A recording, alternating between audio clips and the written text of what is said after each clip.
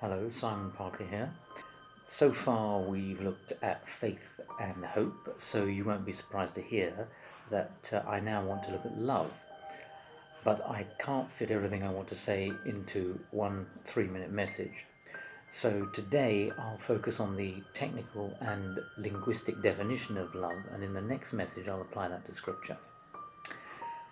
We are, of course, talking about that form of love referred to in Greek as agape.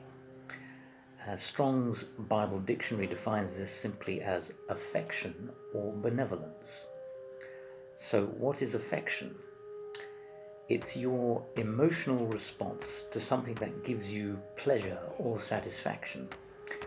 And benevolence is a form of affection that gives you that emotional reward by blessing someone other than yourself. So, it's easy to see how that fits our notion of the love of God. Now, the word agape is used in various contexts.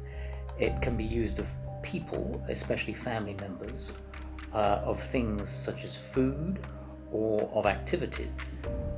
For example, agapo ti douleamu means I love my job.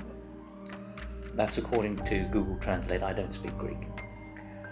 Now, I've heard it said that love is a decision, and that's how it's possible to love your enemies. Sorry, but that doesn't make sense to me. Now, let's take that statement, I love my job, to illustrate what I mean here. When someone says, I love my job, are they not just saying that the activity that they do to earn a living gives them pleasure or satisfaction well beyond the financial reward that they get from it? They don't choose to feel that pleasure, it's an automatic response. On the other hand, what about someone who says, I hate my job? Why do they do it then? Because they're afraid of the financial and lifestyle consequences of quitting.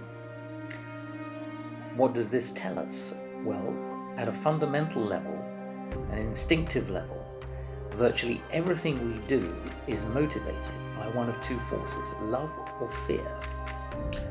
That's the main point that I want to make today. Love is the positive form of motivation. It's not an action, it's not a voluntary decision, although it may lead to those things. That's why the love of God is so vital for attaining spiritual maturity. Because if we're motivated by the same things that motivate God, then obeying and manifesting the nature of God becomes easy or even satisfying. And that's why Jesus said in John 4:34, my food or my meat is to do the will of him who sent me and to finish his work. But that is easier said than done, because the love of God has certain qualities that are contrary to human nature. What are those qualities and how can we develop them?